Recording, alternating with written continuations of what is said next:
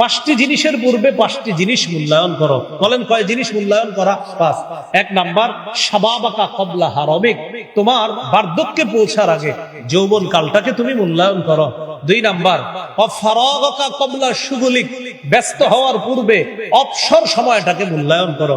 আপনি অফিসে যাচ্ছেন, আধা ঘন্টা দেরি আছে এখনো অফিসে পৌঁছতে, ওই মুহূর্তে আপনি সময়টা নষ্ট না করে চিন্তায় আনবেন আধা ঘন্টা পরে তো অফিসের কাজে লাগতে হবে, এই আধা ঘন্টা আমি জিকিরের মাধ্যমে আমার সময়টা আমি কাজে লাগাই। তো 2 নাম্বার ফারাগাকা ক্বাবলা শুগুলিক। 3 নাম্বার ওয়াসিহহাতাকা ক্বাবলা সাকামিক, অসুস্থ হওয়ার পূর্বে সুস্থতার সময়টা এটা তুমি মূল্যায়ন করো, এটাকে তুমি গনিমত মনে করো।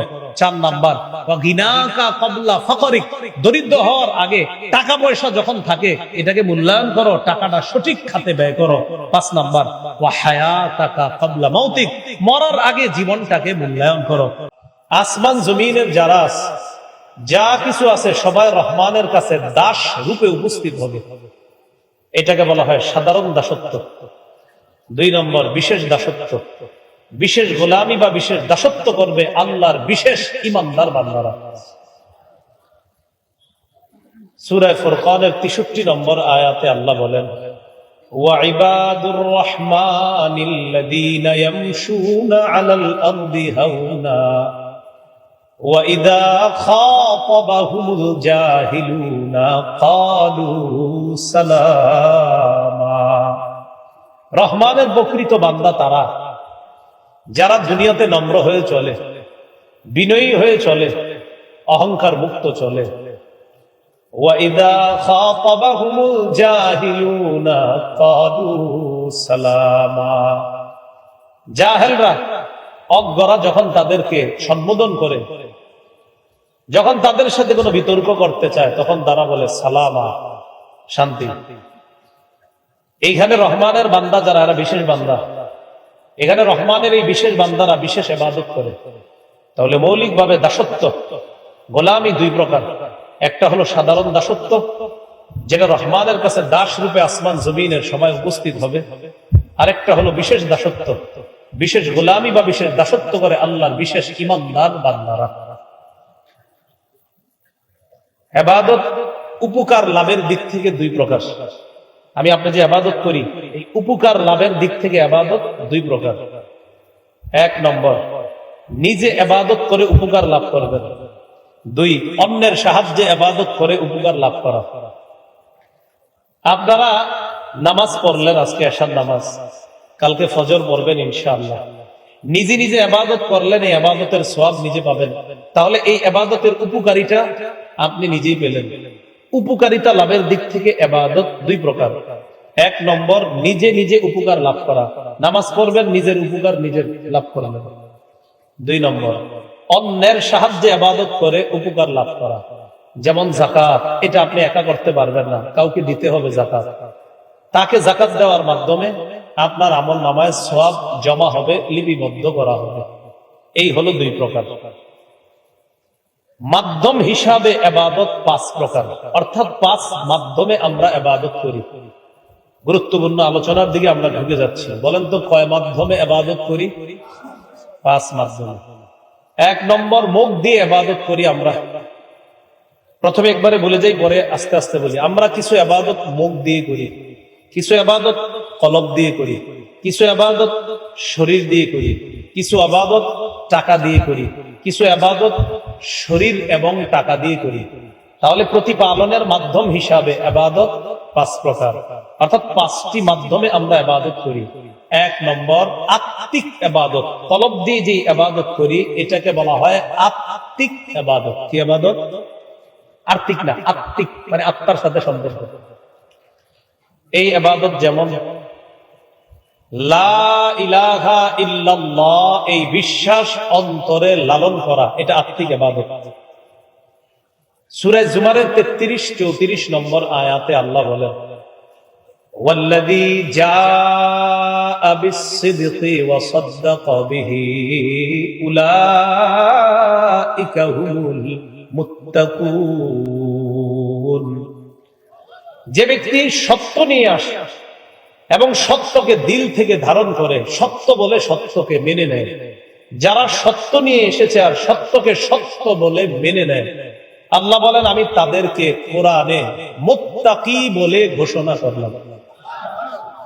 কি বলে ঘোষণা করলাম? মুত্তাকি। সহিহ বুখারীর বর্ণনা 44 নম্বর হাদিস। এই হাদিসের মধ্যে আছে ক্বালা রাসূলুল্লাহ সাল্লাল্লাহু আলাইহি ওয়াসাল্লাম ইয়াখরুজু মিনান নার মান ক্বালা লা ইলাহা ইল্লাল্লাহ ওয়া ফি কলবিহি ওয়াজনু শাইরাতিন মিন খায়র।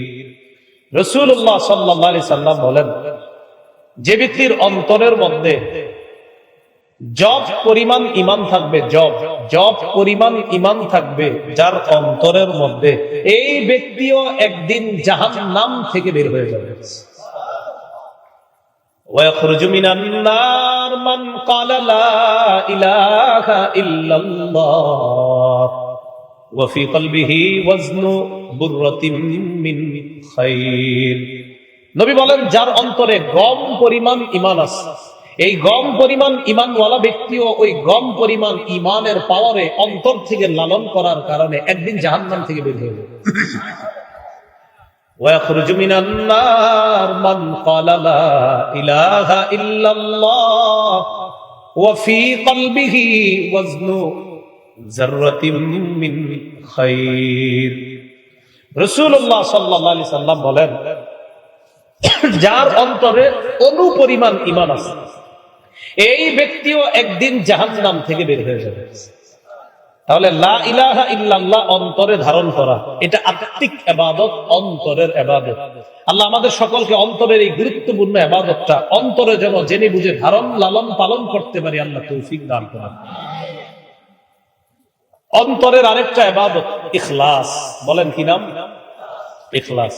আল্লাহ বলেন, ওয়ামা উমিরু ইল্লা লিয়াবুদুল্লাহা মুখলিসিনা লাহুদ্দীন।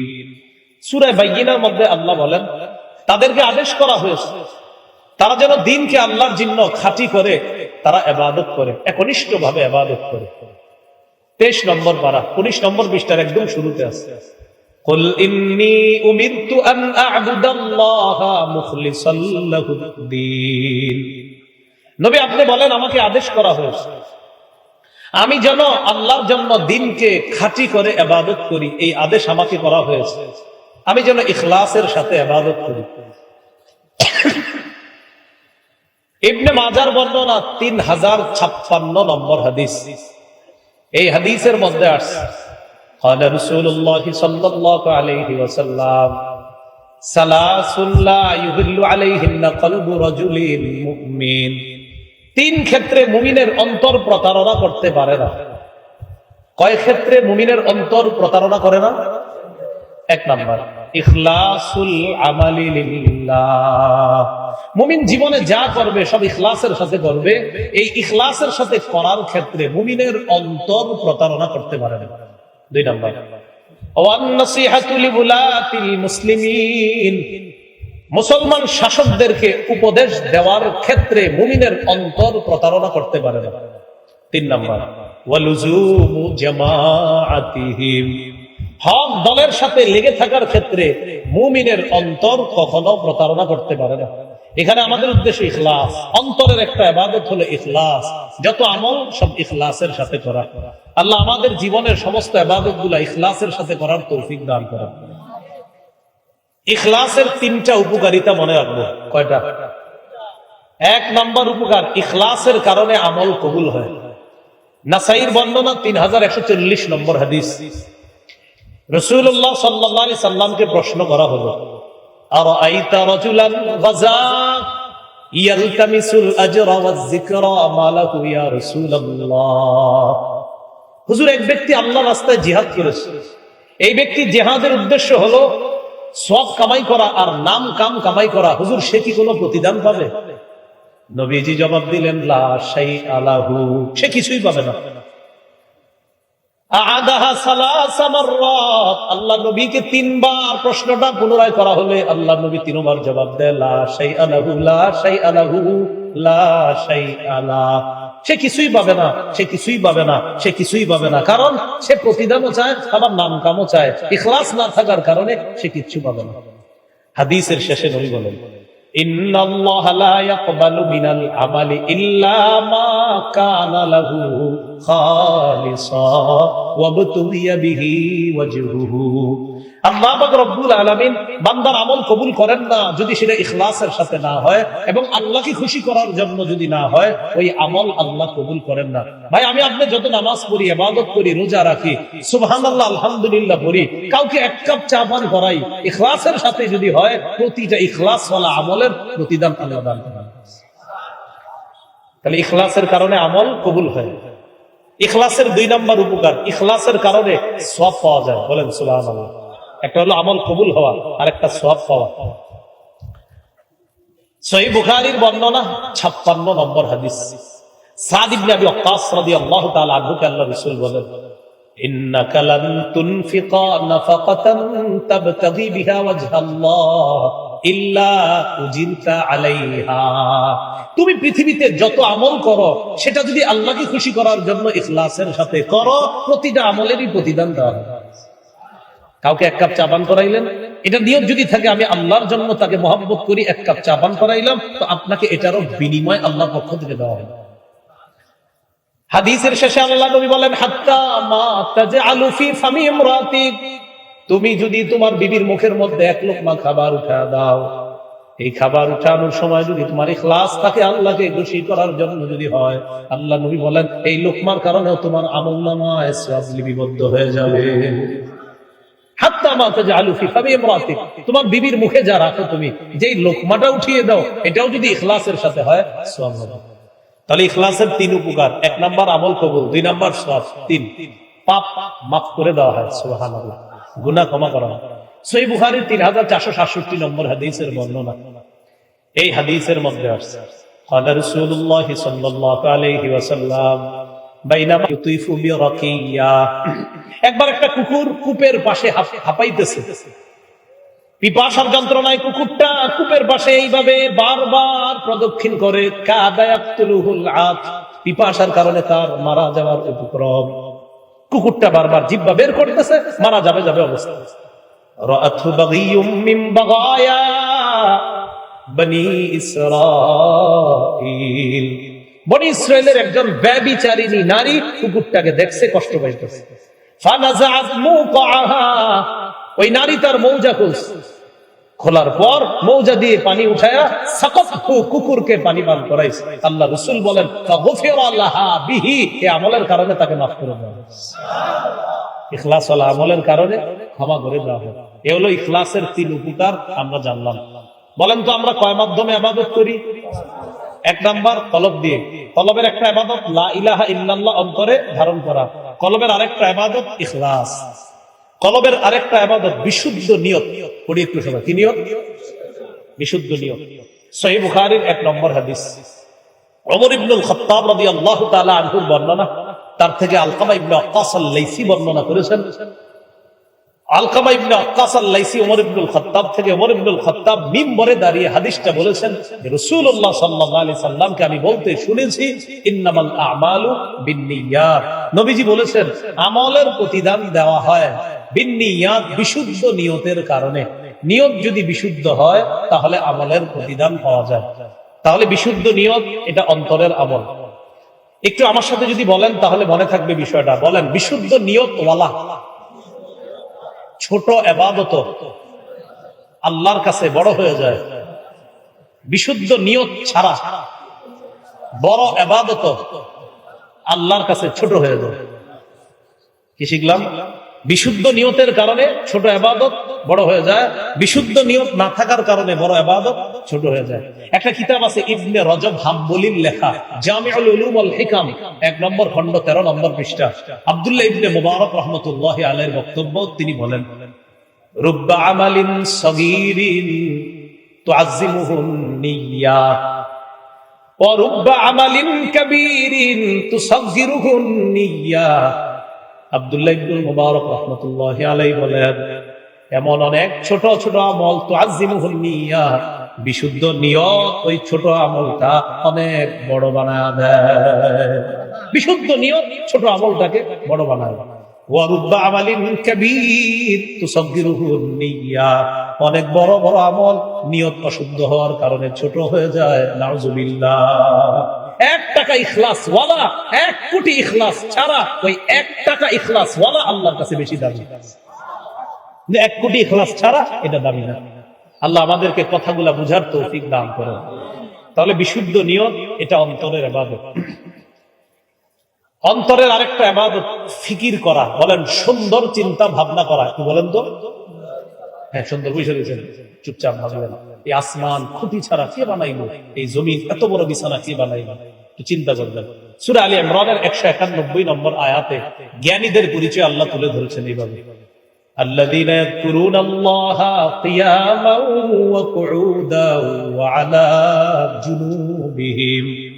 আল্লাহ বলেন জ্ঞানী তারা যারা দাঁড়িয়ে আল্লাহকে স্মরণ করে, বসে বসে স্মরণ করে, ওয়ালা জুনুবিহিম যারা শুয়ে শুয়ে আল্লাহর জিকির করে, ওয়ায়াতাফাক্কারুনা ফি খালকিস সামাওয়াতি ওয়াল আরদ যারা আসমান জমিনের সৃষ্টি নিয়ে চিন্তা করে, করার পর বলে রব্বানা মা খালাকতা হাযা বাতিলান সুবহানাক ফাকিনা আযাবান নার। আসমান জমিনের সৃষ্টি নিয়ে চিন্তা করে বলে, ও আমাদের রব, আমরা আপনার পুত পবিত্রতা বর্ণনা করছি। এই আসমান আর জমিন আপনি অনর্থক সৃষ্টি করেন নাই, আমরা আপনার পুত পবিত্রতা বর্ণনা করছি। আমাদেরকে জাহান্নামের আগুন থেকে, আগুনের আযাব থেকে আমাদেরকে আপনি রক্ষা করুন। তাহলে ফিকির করা অন্তরের ইবাদত। বৈশা রয়েছেন একা একা, ভালো ফিকির চিন্তা ভাবনা করা এটা আত্মিক ইবাদত। আত্মিক আরেকটা ইবাদত তাওয়াক্কুল করা, ভরসা করা আল্লাহর উপর। আল্লাহ রব্বুল আলামিন বলেন, وَمَن يَتَوَكَّلْ عَلَى اللَّهِ فَهُوَ حَسْبُهُ। যে ব্যক্তি আল্লাহর উপর ভরসা করে আল্লাহ তার জন্য যথেষ্ট হয়ে যায়। এর মানে আপনারা আগামীকাল সকালে সব চাকরি ছেড়ে দিয়ে ঘরে বসে থাকবেন, এটার নাম তাওয়াক্কুল না। তাওয়াক্কুল হলো আপনার পক্ষ থেকে সব চেষ্টা প্রচেষ্টা করবেন, পূর্ণতা আল্লাহ দান করবেন। আপনি সব চেষ্টা করার পর বলবেন আল্লাহ ভরসা, ইনশাআল্লাহ কিছু হবে না, এটার নাম তাওয়াক্কুল।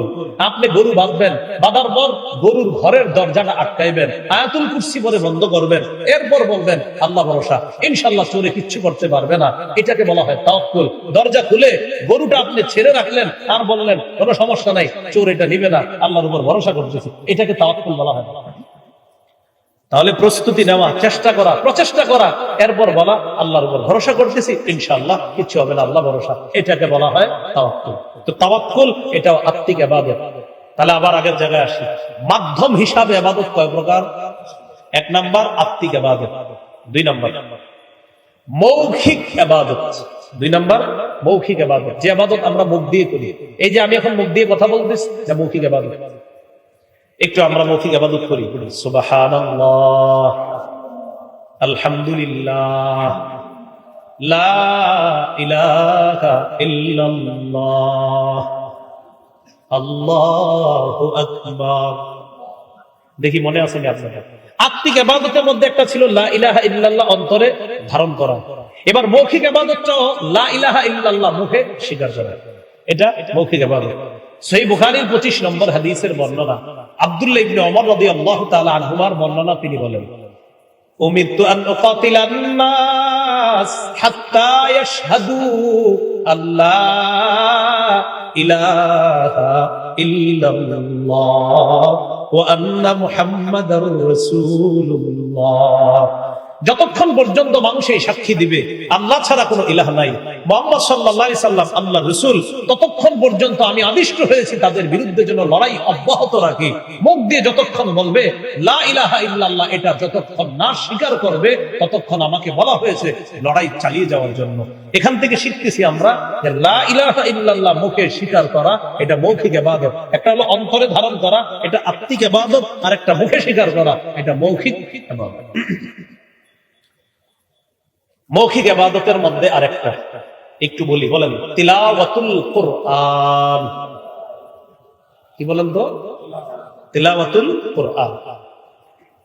তিরমিজির বর্ণনা 1333 নম্বর হাদিস। এই হাদিসের মধ্যে আসছে قال رسول الله صلى الله عليه وسلم الجاهر بالقرآن كالجاهر بالصدقة والمسر بالقرآن كالمسر بالصدقة। প্রকাশ্যে কোরআন তেলাওয়াতকারী, উঁচু আওয়াজে কোরআন তেলাওয়াতকারী, প্রকাশ্যে দান সদকা করার যে সওয়াব, ওই দান সদকা প্রকাশ্যে যে করে, প্রকাশ্যে কোরআন তেলাওয়াতকারীও প্রকাশ্যে দান সদকাকারীর মতো। ওয়াল মুসিররু বিল কোরআন কাল মুসিররি বিস সাদাকা। আর যে ব্যক্তি গোপনে কোরআন তেলাওয়াত করে, এই ব্যক্তি গোপনে দান সদকাকারীর মতো। তাহলে কোরআন তেলাওয়াত করা এটা মৌখিক ইবাদত। সহিহ বুখারীর বর্ণনা 5011 নম্বর হাদিস। এই হাদিসের বর্ণনাকারী বারা ইবনে আজিব রাদিয়াল্লাহু তাআলা। এই হাদিসটি একটু মনোযোগ দিয়ে শুনেন, তারপর আশা করি কোরআন তেলাওয়াতের প্রতি উদ্বুদ্ধ হবেন। বারা ইবনে আজিব বলেন, কানা রাজুলুন ইয়াকরাউ সূরাতাল কাহফি, এক ব্যক্তি সূরা কাহফ তেলাওয়াত করতেছিল। ফাতাগাশাতহু সাহাবা, হঠাৎ তাকে আকাশের এক খণ্ড মেঘের মতো কিছু একটা তাকে ছায়া দিল। এটা বুখারীর বর্ণনা। মুসলিমের বর্ণনা আছে, উসাইদ ইবনে হুযাইর রাদিয়াল্লাহু তাআলা কোরআন তেলাওয়াত করতেছিলেন, আকাশের এক খণ্ড মেঘ আসছে, ওই মেঘের মতো দেখা যায়, আর মেঘের মধ্যে ছোট ছোট বাতির মতো দেখা যায়। উনি তেলাওয়াত করতেছে, এটা নিচের দিকে আসছে।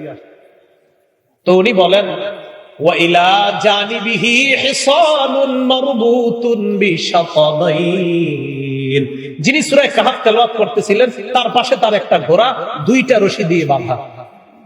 ওলামা হযরত ছাড়া অন্য যারা আছেন হাদিসটা কি বুঝতেছেন? ওলামায়ে কেরাম তো সহজে বুঝে ফেলে, অন্যরা বুঝতেছেন তো? এক ব্যক্তি সূরা কাহফ তেলাওয়াত করতেছে, তার পাশে দুটি রশি দিয়ে একটা ঘোড়া বাঁধা, ওই ঘোড়াটার উপরে আকাশের মেঘ আইসা কেমন যেন ছায়া দিতেছে, এমনটা মনে হচ্ছে। মুসলিমের বর্ণনায় উসাইদ ইবনে হুযাইর রাদিয়াল্লাহু তাআলা আনহুর ছেলে ইয়াহইয়া, নাম কি? ইয়াহইয়া।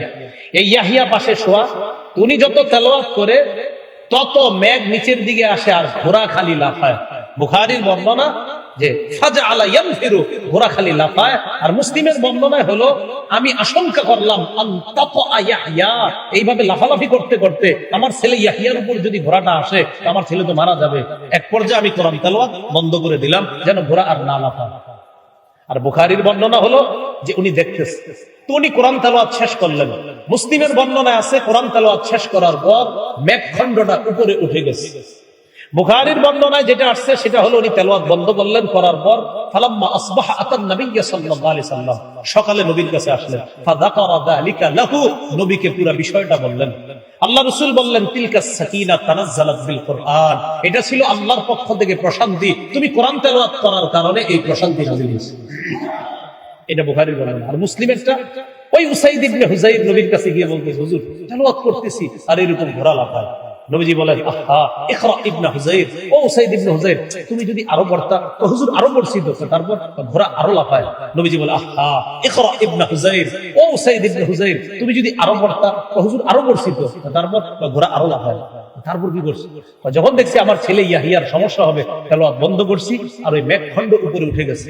নবীজি বললেন, তুমি যদি ফজর পর্যন্ত পড়তা, ফজরের সময় মুসল্লিরা তোমার বাসার সামনে দিয়ে যখন যাইতো, তারাও স্বচক্ষে ওই দৃশ্য দেখতো। এটা কারা ছিল জানো?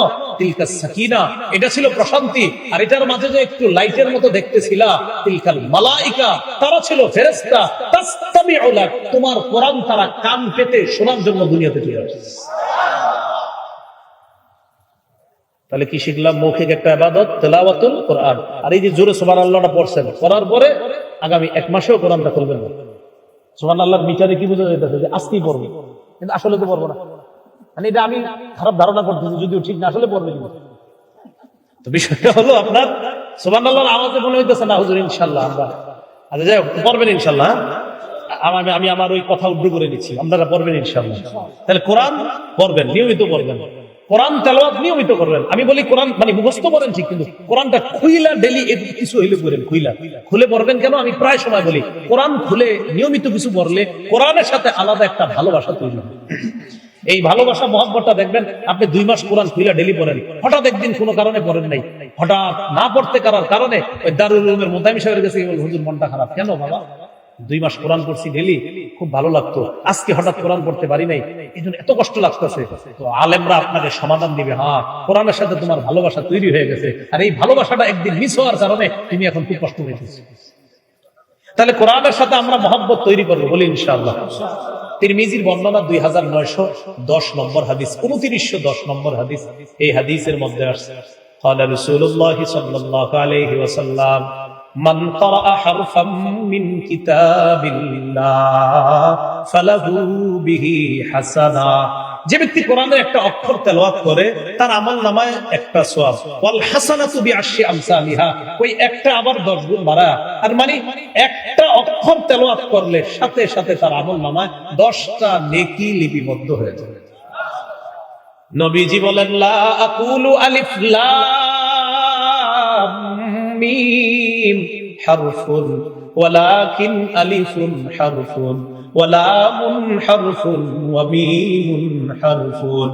রাসূলুল্লাহ সাল্লাল্লাহু আলাইহি সাল্লাম বলেন আলিফ লাম মিম এই পুরোটা একটা অক্ষর আমি বলছি না, কিন্তু আলিফ একটা অক্ষর, লাম একটা অক্ষর, মিম একটা অক্ষর। এর মানে আলিফ লাম মিম কেউ যদি পড়ে তার আমলনামায় 30টা নেকি লিপিবদ্ধ। একটু বলি আমরা আলহামদু, আলহামদু বলেন, হামজা লাম জবর আল, হা মিম জবর হাম, দাল পেশ দু, আলহামদু। আবার আলহামদু। আমরা মোট 250 সওয়াব পাইছি সবাই। কয়শো? 250। আলহামদুতে 5 অক্ষর, 5 অক্ষরে 50টা। পরে আবার বললাম 100টা হইল। এরপরে আবার আপনাদেরকে বানান করায় বললাম, বানানে আমাদের 2 বার হয়েছে, বানানের সময় হয়েছে 2 বার। তাহলে 2 বারে হইলো আপনার যদি 2 বার হয় 50 2 করে 100, আগের 100 আর পরে 100 200, শেষে আবার একবার আমরা বলছি আলহামদু, এই হলো আরো 50, 250 নেকি। ইয়াকিন করেন সবার আমলনামা আল্লাহ দিয়ে দিয়েছে। এই জন্য কোরআন তেলাওয়াত বিশুদ্ধভাবে আমরা শিখবো। এইভাবে বয়স হয়ে গেলেও সমস্যা নাই। কোরআন যদি অশুদ্ধ থাকে, এই মাদ্রাসা আছে, মসজিদ আছে, ইমাম সাহেবের কাছে যান, গিয়ে বলেন বয়স্ক শিক্ষা চালু করেন, অথবা হুজুর আমার পার্সোনাল আপনি পড়ান, আমি তো ভুল করছি, আমার কোরআন বিশুদ্ধভাবে হয় না, আপনি একটু আমাকে শিখাই দেন। আল্লাহ তৌফিক দান করেন। মাধ্যম হিসাবে ইবাদত কয় প্রকার? 5 প্রকার। দ্বিতীয় প্রকার মৌখিক ইবাদত। মৌখিক ইবাদতের মধ্যে একটা গেল তিলাওয়াতুল কোরআন, আর একটা গেল লা ইলাহা ইল্লাল্লাহ স্বীকার করা। মৌখিক ইবাদতের মধ্যে আরেকটা একটু বলি, বলেন দোয়া করা, আল্লাহ মাফ করেন, আল্লাহ আমাকে ক্ষমা করেন, এই দোয়া করা। সূরা আরাফের 55 নম্বর আয়াতে আল্লাহ বলেন উদউ রাব্বাকুম তাদাররুআন ওয়া খুফিয়া, তোমরা তোমাদের রবকে ডাকো তাদাররুআ বিনীতভাবে, ওয়া খুফিয়া ভয় ভীতি নিয়ে চুপে চুপে আল্লাহকে তোমরা ডাকো। নবীজি বলেন ইরবাউ আলা আনফুসিকুম ফাইন্নাকুম লাইসা তাদউনা আসাম্মা ওয়ালা গায়িবা ইন্নাকুম তাদউনা সামিআন করিবা। তোমরা নিজেদের প্রতি সদয় হও। তোমরা আল্লাহকে এত বেশি জোরে জোরে যে ডাকতে হবে এমন না, আল্লাহরে আস্তে আস্তেও যদি ডাকো তাও সমস্যা নাই। আল্লাহরে যেই রবকে তোমরা ডাকো সেই রব বধির না, সেই রব অনুপস্থিত না। ইন্নাকুম তাদউনা সামিআন করিবা, এমন রবকে তোমরা দোয়ায় ডাকো যেই রব সামিআ সর্বশ্রোতা, সব শোনেন, করিবা অতি নিকটে থেকেই সবকিছু শুনেন। সাহাবায়ে কেরাম নবীজির প্রশ্ন করছে আকারিবুন রাব্বুনা ফানুনাজিহি আম বাঈদুন ফানুনাদি, ইয়া রাসূলুল্লাহ আমাদের রব কি নিকটে যে রবকে আমরা চুপে চুপে ডাকবো, নাকি রব দূরে রবকে জোরে ডাকবো? আবার বুঝুন, সাহাবায়ে কেরাম প্রশ্ন করলেন ইয়া রাসূলুল্লাহ আল্লাহ কি আমাদের অতি নিকটে যে আল্লাহকে আস্তে আস্তে ডাকবো, নাকি রব অনেক দূরে যে রবকে জোরে জোরে ডাকবো? সাহাবায়ে কেরামের প্রশ্নের জবাবে আল্লাহ পাক রব্বুল আলামিন সূরা বাকারার 186 নম্বর আয়াত নাযিল করে দেয়। আবার বুঝুন, সাহাবায়ে কেরাম বললেন হুজুর রব কি কাছে আস্তে ডাকবো নাকি দূরে জোরে ডাকবো? আল্লাহ আয়াত দিয়ে জানায় দিলেন ওয়া ইযা সাআলাকা ইবাদি আন্নী ফাইন্নী করিব, আপনাকে আমার বান্দারা যখন আমার ব্যাপারে জিজ্ঞাসা করে আপনি বলেন ফাইন্নী করিব, আমি অতি নিকটে। সুবহানাল্লাহ। তাহলে রবকে যদি আমরা আস্তে আস্তেও ডাকি সমস্যা নাই, আমরা যদি আল্লাহকে ডাকি, হ্যাঁ মাঝে মাঝে তো দোয়া করি আমরা জোরে জোরে, আস্তে আস্তেও যদি দোয়া করি, বিশেষ করে ইনফিরাদি স্পেশাল যে দোয়াগুলো আমরা একা একা করি, আপনি আস্তে আস্তে দোয়া করেন। সুফিয়ান সাউরি বলেন আস্তে দোয়া কাকে বলে? পাশের ব্যক্তি যেন দেখলে মনে হয় উনি ফিস ফিস করে কি বলে, বলি না আমরা ফিস ফিস করে। তো সুফিয়ান সাউরি রহমতুল্লাহ আলাইহি বলেন পাশের ব্যক্তি যেন মনে করে উনি ফিস ফিস করে কি যেন বলছে, রবকে তিনি কি যেন বলছে ফিস ফিস করে। এটা হলো আস্তে আস্তে আল্লাহকে বলা। তাহলে আমরা আল্লাহর কাছে দোয়া করব, বলেন ইনশাআল্লাহ। তাহলে দোয়া করা মৌখিক ইবাদত, বলি সবাই দোয়া করা মৌখিক। রাসূলুল্লাহ সাল্লাল্লাহু আলাইহি সাল্লাম বলেন আদ-দুআউ হুয়াল ইবাদা, দোয়াটাই ইবাদত, দোয়া করাটাই এটা একটা ইবাদত। আল্লাহ আমাদের সকলকে ইবাদত, এই মৌখিক ইবাদতটা যেন আমরা বেশি বেশি করতে পারি, আল্লাহ তৌফিক দান করেন। তাহলে লা ইলাহা ইল্লাল্লাহ গেল, তিলাওয়াতুল কোরআন গেল, দোয়া গেল। এবার আরেকটা বলেন জিকির করা। কি করা? জিকির, এটাও মৌখিক ইবাদত। জিকির করা কি ইবাদত? মৌখিক ইবাদত। সূরা আরাফের 205 নম্বর আয়াতে আল্লাহ বলেন ওয়াযকুর রাব্বাকা ফি নাফসিকা তাদাররুআন ওয়া খীফাতান ওয়া দুনাল জাহরি মিনাল কওলি বিল গুদুবি ওয়াল আসাল ওয়া লা তাকুন মিনাল গাফিলিন।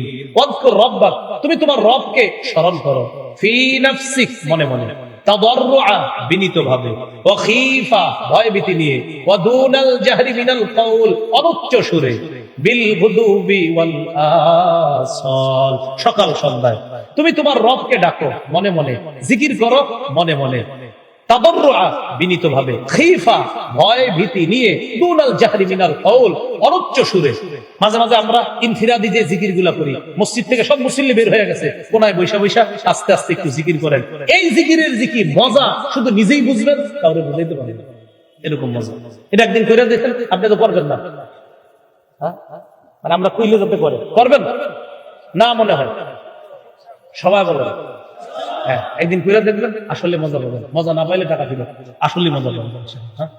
আপনি এইভাবে ইনফিরাদি জিকির করেন, একটু আস্তে আস্তে একা একা বৈশাখ, কেউ নাই আশেপাশে, নাতিশীতোষ্ণ একটা আবহাওয়া আছে, হালকা হালকা নিবু নিবু লাইট জ্বলতেছে, একটু ঘরের মধ্যেও যদি হয় একটু জিকির করেন, এই মজা এটা আপনি নিজেই পাবেন ইনশাআল্লাহ তাআলা।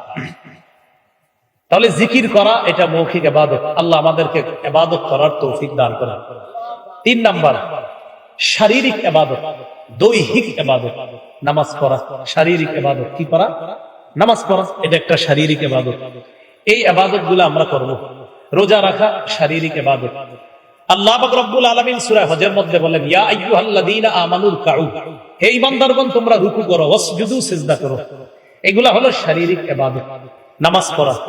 রাসূলুল্লাহ সাল্লাল্লাহু আলাইহি সাল্লাম বলেন আরাআইতুম লাউ আন্না নাহরান বিবাবি আহাদিকুম ইয়াগতাসিলু ফীহি কুল্লা ইয়াওমিন 5 মাররাত হাল ইয়াবকা মিন দারানিহি শাইউন? ক্বালু লা ইয়াবকা মিন দারানিহি শাইউন ইয়া রাসূলুল্লাহ। নবী বললেন তোমাদের কারো বাসার সামনে একটা পুকুর আছে, ওই পুকুরে এক ব্যক্তি দৈনিক 5 বার গোসল করে, বলো তো তোমরা তার শরীরে কি কোনো ময়লা অবশিষ্ট থাকবে? সাহাবায়ে কেরাম বললেন না। নবী বললেন ফাযালিকা বিসকুস সালাওয়াতিল খামসি ইয়ামহুল্লাহু বিহিন্নাল খাতায়া। 5 ওয়াক্ত নামাজ যদি কেউ পড়ে, 5 বার গোসল করলে যেমন ময়লা থাকে না, 5 ওয়াক্ত নামাজ পড়লে তার গুনাহগুলা ধুয়ে মুছে আল্লাহ সাফ করে দেন। এটা শারীরিক ইবাদত। 4 নাম্বার আর্থিক ইবাদত, মানে সম্পদের ইবাদত। এটা হলো যাকাত করা, সদকা দেওয়া, যাকাত দেওয়া। রাসূলুল্লাহ সাল্লাল্লাহু আলাইহি সাল্লাম বলেন মান আতাহুল্লাহু মালান ফালাম ইউদ্দি যাকাতা, যাকে আল্লাহ সম্পদ দিয়েছে যাকাত দেয় না, যাকে আল্লাহ সম্পদ দিয়েছে কিন্তু সে যদি যাকাত না দেয়, মুসিলা লাহু ইয়াউমাল কিয়ামাতি শুজাআন আকরা, কিয়ামতের ময়দানে 20 ধর সাপ, এই 20 ধর সাপে রূপান্তরিত হবে তার যাকাত না দেওয়া সম্পদগুলা। হওয়ার পর এইভাবে আপনার সামনে ফানাদারে বলবে আনা কানজুকা আনা মালুকা, আমি তোমার সঞ্চিত সম্পদ, আমি তোমার সেই মাল, যে মাল তুমি যাকাত হিসাবে দেওয়ার কথা ছিল দাও নাই। 1 লাখ টাকা যাকাত আসছে, 30,000 টাকা যাকাত দিয়া ছবি কিছু তুইলা ফেসবুকে দিয়ে পরের দিন লেখছে গরিব অসহায়দেরকে যাকাতের টাকাটা দিয়ে খুব ভালো লাগছে আলহামদুলিল্লাহ। দিছে কত? 30,000। বাকি রইল কত? বলেন সাপ বাকি রয়েছে, বলেন সাপ, সবাই বলেন 70,000 সাপ। কি বাকি রয়েছে? ওই যে ফেসবুকে লেখছে আলহামদুলিল্লাহ খুব ভালো লাগছে, অসহায়দেরকে সহযোগিতা করে কত? 30,000 টাকার লুঙ্গি শাড়ি দিছে। 70,000 যে বাকি রয়েছে, আপনি বলবেন জি, কমেন্টে লিখে দিবেন যদি জানেন সেই বাকি সাপটাকে দিবেন। যদি সাপ কি বলবেন, যেটা দেন না এটা সাপ হবে, আপনারা কামড়াবেন। আল্লাহ আমাদেরকে হেফাজত করুন। তাহলে আর্থিক ইবাদত যাকাত দেওয়া, আবার সদকা করা। আপনি চুপে চুপে কোনো অসহায় বিধবা নারীর খোঁজ খবর নিতে পারেন, আর্থিক ইবাদত। কোন এতিম মিসকিনের সহযোগিতা করতে পারেন অর্থ দিয়ে, এটা আর্থিক ইবাদত। সহিহ বুখারীর 5353, 5353 কত হয়? 5353। এই হাদিসের মধ্যে আসছে রাসূলুল্লাহ সাল্লাল্লাহু আলাইহি সাল্লাম বলেন, আস-সাই আলাল আরমিলা আল মিসকিন কাল মুজাহিদি ফি সাবিলিল্লাহ আবিল কাইমিল লাইল সাইমিন নাহার। যে ব্যক্তি বিধবা এবং এতিমদেরকে সহযোগিতা করার জন্য চেষ্টা চালায়, যেমন অনেক চ্যারিটি ফাউন্ডেশন এই কাজগুলো করে, অনেক সেবামূলক ফাউন্ডেশন এই কাজগুলো করে, কিন্তু আপনি পার্সোনালিও চেষ্টা করবেন চুপে চুপে অসহায়দের পাশে দাঁড়ানোর জন্য। নবী বলেন, যে ব্যক্তি তাদেরকে এইভাবে অর্থ দিয়ে সাহায্য সহযোগিতা করে বিভিন্ন ভাবে, এই ব্যক্তি কাল মুজাহিদি ফি সাবিলিল্লাহ, কেমন যেন আল্লাহর রাস্তায় মুজাহিদের মতো হয়ে গেল। আর আবিল কাইমিল লাইল, অথবা সারা রাত নফল নামাজ পড়লে যে সওয়াব, সে কেমন যেন সেই সওয়াব পাইল। আর আবিস সাইমিন নাহার, সারাদিন নফল রোজা রাখার যেই আমল, যেই ফজিলত, সে এইভাবে অর্থনৈতিক সহযোগিতা করার কারণে আল্লাহ তাকে সেই ফজিলত দান করেন। 5 নাম্বার, আর্থিক এবং শারীরিক ইবাদত, এটা হলো হজ। আর্থিক এবং শারীরিক ইবাদত, এটা হলো কি? হজ। এই যে হজে যাবে, ইবনে মাজার বর্ণনা, রাসূলুল্লাহ সাল্লাল্লাহু আলাইহি সাল্লাম বলেন, আল হুজ্জাজ আল উম্মার ওয়াফদুল্লাহ ইন দাউহু আজাবাহুম। রাসূলুল্লাহ সাল্লাল্লাহু আলাইহি সাল্লাম বলেন, হাজী সাহেবগণ আর উমরা আদায়কারী যারা, তারা হলো আল্লাহর প্রতিনিধি। ইন দাউহু, তারা যখন আল্লাহকে ডাকে, আজাবাহুম, আল্লাহ তাদের ডাকে সাড়া দেন। হাজী সাহেবরা, উমরাকারীরা আল্লাহকে ডাকলে আল্লাহ তাদের ডাকে কি করেন? সাড়া দেন। সহিহ বুখারীর 1521 নম্বর হাদিসের বর্ণনা, মান হাজ্জা লিল্লাহ ফালাম ইয়ারফুস ওয়ালাম ইয়াফসুক রাজাআ কায়াউমিন ওয়ালাদাতহু উম্মুহু। রাসূলুল্লাহ সাল্লাল্লাহু আলাইহি সাল্লাম বলেন, যে আল্লাহর জন্য হজ করলো, সে যদি কোনো অশ্লীল কার্যকলাপ না করে, অশ্লীল কথা না বলে, অশ্লীল কাজ না করে, সে হজ থেকে এমন ভাবে ফিরে আসবে যেন তার মা তাকে আজকে জন্ম দিয়েছে। সহিহ বুখারীর 1519 নম্বর হাদিস। রাসূলুল্লাহ সাল্লাল্লাহু আলাইহি সাল্লামকে প্রশ্ন করা হলো, আইয়ুল আমালি আফজল, কোন আমল সবচেয়ে শ্রেষ্ঠ? নবী বললেন, ঈমানুন বিল্লাহ ওয়া রাসূলি, আল্লাহর প্রতি বিশ্বাস স্থাপন করা, রাসূলের প্রতি বিশ্বাস স্থাপন করা। কিলা সুম্মা মাযা, প্রশ্ন করা হলো, এরপর সবচেয়ে শ্রেষ্ঠ ইবাদত কোনটা? নবী বললেন, জিহাদুন ফি সাবিলিল্লাহ, আল্লাহর রাস্তায় জিহাদ করা। কিলা সুম্মা মাযা, এরপর সবচেয়ে শ্রেষ্ঠ ইবাদত কোনটা? নবী বললেন, হজ্জুন মাবরুর, যেই হজ আল্লাহ কবুল করেন, ওই হজটা হলো এরপর শ্রেষ্ঠ ইবাদত। ওই হজটা কি? শ্রেষ্ঠ ইবাদত।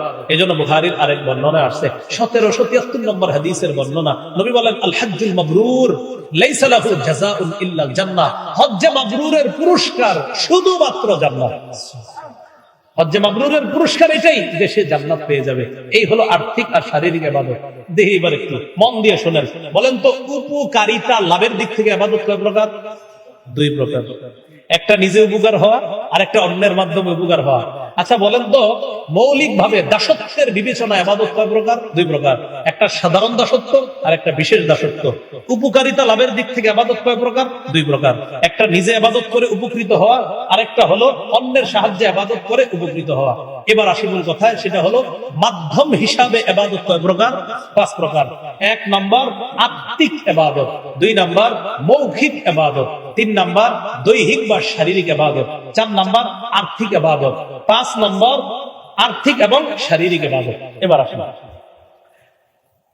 হাদিসের মধ্যে ইবাদত কিভাবে পাওয়া যায়? হাদিসের মধ্যে ইবাদত শব্দটা তিরমিজির বর্ণনা 2201 নম্বর হাদিসে আসছে, রাসূলুল্লাহ সাল্লাল্লাহু আলাইহি সাল্লাম বলেন, আল ইবাদাতু ফিল হারজি কা হিজরাতিন ইলাইয়া।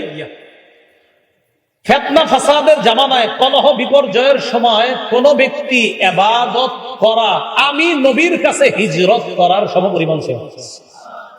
কলহ বিপর্যয়ের সময় কেউ যদি ইবাদত করে, সে আমার কাছে হিজরত করার মতো কেমন যেন সওয়াব পাবে। এরকম মুসনাদ আহমদের একটা হাদিস শুনেন, খুব মন দিয়ে হাদিসটা শুনবেন। 6895 নম্বর হাদিস। এই হাদিসের বর্ণনাকারী আব্দুল্লাহ ইবনে আমর ইবনে আস রাদিয়াল্লাহু তাআলা, নবীজি বলেন, ইন্নাল আবদা ইযা কানা আলা তরিকাতিন হাসানাতিন মিনাল ইবাদাহ, কোন বান্দা যখন একটা ইবাদতের সুন্দর পদ্ধতি অবলম্বন করে, যেমন আজকে আপনারা অনেকে নিয়ত করছেন যে আমি কালকে থেকে ডেইলি 2 পৃষ্ঠা কোরআন তেলাওয়াত করব, হয়তো কেউ নিয়ত করে ফেলছেন, কথার কথা। সুম্মা মারিদ, আপনি তেলাওয়াত যেই টাইমে করতেন, হঠাৎ একদিন অসুস্থ হয়ে গেছেন, কিন্তু এই তেলাওয়াতটা আর করতে পারতেছেন না অসুস্থতার কারণে। কিলা লিল মালাকিল মুআক্কালি বিহি, আপনার আমলনামা যে ফেরেশতা লেখে, সওয়াব লেখে, ওই ফেরেশতাকে আল্লাহর পক্ষ থেকে বলা হবে উক্তুব বিমিসলি আমালিহি ইদা কানা তালিকা, আমার বান্দা সুস্থ থাইকা ইন্না লিল্লাহি ওয়া ইন্না ইলাইহি রাজিউন। ভাই শেষে কিছু গুরুত্বপূর্ণ কথা আছে, একটু বসি আমরা সব কিছু কথা ইনশাআল্লাহ, আর সামান্য সময় হবে ইনশাআল্লাহ।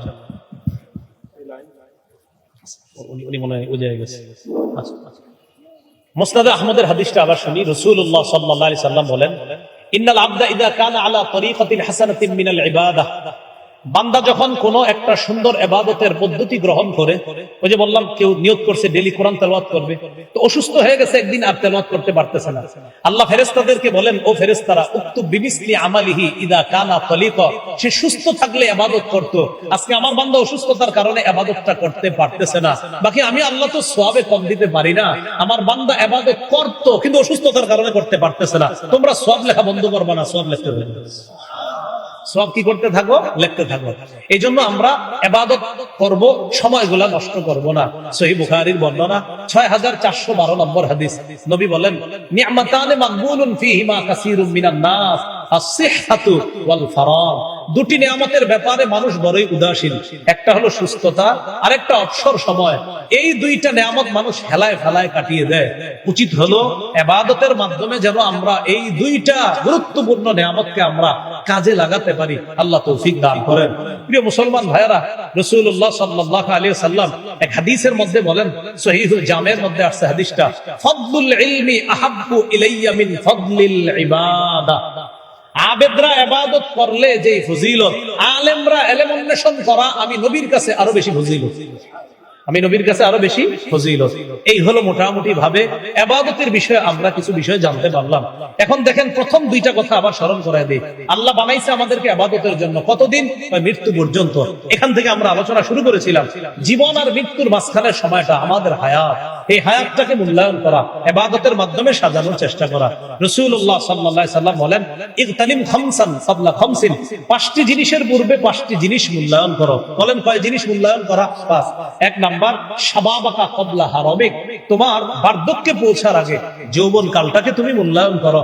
দুই নাম্বার, ফারাগাকা ক্বাবলা শুগুলিক, ব্যস্ত হওয়ার পূর্বে অবসর সময়টাকে মূল্যায়ন করো। আপনি অফিসে যাচ্ছেন, আধা ঘন্টা দেরি আছে এখন অফিসে বসতে, ওই মুহূর্তে আপনি সময়টা নষ্ট না করে চিন্তায় আনবেন আধা ঘন্টা পরে তো অফিসের কাজে লাগতে হবে, এই আধা ঘন্টা আমি জিকিরের মাধ্যমে আমার সময়টা আমি কাজে লাগাই। তো দুই নাম্বার, ফারাগাকা ক্বাবলা শুগুলিক। তিন নাম্বার, ওয়াসিহহাতাকা ক্বাবলা সাকামিক, অসুস্থ হওয়ার পূর্বে সুস্থতার সময়টা এটা তুমি মূল্যায়ন করো, এটাকে তুমি গনিমত মনে করো। চার নাম্বার, ওয়াগিনাকা ক্বাবলা ফাকরিক, দরিদ্র হওয়ার আগে টাকা পয়সা যখন থাকে এটাকে মূল্যায়ন করো, টাকাটা সঠিক খাতে ব্যয় করো। পাঁচ নাম্বার, ওয়াহায়াতাকা ক্বাবলা মাউতিক, মরার আগে জীবনটাকে মূল্যায়ন করো। ভাই এটা আমার মূল কথা, এই জীবন, আমাদের জন্ম, আমাদের মৃত্যু, মাঝখানে আমাদের এই জীবনটা, এই জীবনটাকে মূল্যায়ন করা। সহিহ বুখারীর একটা হাদিসের মাধ্যমে আমি এটি জানছি, 6413 নম্বর হাদিস। এই হাদিসে নবীজি বলেছেন, আল্লাহুম্মা লা আইশা ইল্লা আইশুল আখিরাহ, আল্লাহ আখিরাতের জীবন তো প্রকৃত জীবন, ফাসলিহিল আনসার ওয়াল মুহাজিরা, মুহাজির আনসার তাদেরকে আপনি সংশোধন করে দেন। হাদিস দ্বারা বোঝা যায় নবী সাহাবীদের জন্য দোয়া করছেন যেন তারা দুনিয়াতে থাকতেই আখিরাত ওয়ালা জীবন গঠন করতে পারে। সহিহ বুখারী 6417 নম্বর হাদিসের অধীনে ইমাম বুখারী হযরত আলীর একটা বক্তব্য আনছেন, এই বক্তব্যটা একটু শুনেন। হযরত আলী বলেন, ইরতাহালাতিদ দুনিয়া মুদবিরাতান, দুনিয়া পিছিয়ে যাচ্ছে, ওয়াতাহালাতিল আখিরা মুকবিলা, আখিরাত অগ্রসর হচ্ছে। হে পৃথিবীর মানুষ শোনো, লিকুল্লি ওয়াহিদাতিন মিনহুমা বানুনা, দুনিয়া আখিরাত উভয়ের সন্তান আছে, দুনিয়ারও সন্তান আছে, আখিরাতেরও সন্তান আছে। ফাকুনু মিন আবনাইল আখিরা, তোমরা আখিরাতের সন্তান হও, মানে দিনদার হও। ওয়ালা তাকুনু মিন আবনাইদ দুনিয়া, তোমরা দুনিয়ার সন্তান হও না, মানে দুনিয়াদার হও না। হযরত আলী বলেন, দুনিয়া পিছিয়ে যাচ্ছে, আখিরাত অগ্রসর হচ্ছে, দুনিয়ারও সন্তান আছে, আখিরাতেরও সন্তান আছে। দুনিয়ার সন্তান কারা? কয় যারা দুনিয়াদার, যারা আখিরাত ভুলে যায়। আখিরাতের সন্তান কারা? কয় যারা দুনিয়াতে থাইকাও আখিরাতকে স্মরণ রাখে, তারা আখিরাতের সন্তান, তারা হলো দিনদার। আল্লাহ আমাদের সকলের জীবন আর মৃত্যুর মাঝের সময়টা আমরা যেন দিনদার হয়ে কাটিয়ে আমরা ইবাদতের মাধ্যমে জীবনের সৌন্দর্যতা যেটা, এই সুন্দর জীবনটাকে আমরা নিয়ে যেন ঈমানি জীবন আর ঈমানি মরণ নিয়ে দুনিয়া থেকে বিদায় নিতে পারি। আল্লাহ তৌফিক দান করেন। সুবহানাল্লাহি ওয়া বিহামদিহি, সুবহানাকাল্লাহুম্মা ওয়া বিহামদিক, আশহাদু আল্লা ইলাহা ইল্লা আনতা, আস্তাগফিরুকা।